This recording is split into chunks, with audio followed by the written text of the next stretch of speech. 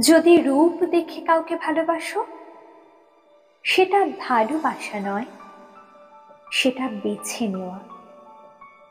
যদি কারো দেহ দেখে ভালোবাসো, সেটা ভালোবাসা নয়, সেটা লালসা।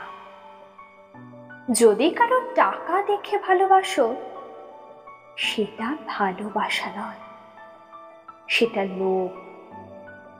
তাহলে ভালোবাসা কাকে বলে? যদি কারো মন দেখে ভালোবাসো, তাহলে সেটাই ভালোবাসা।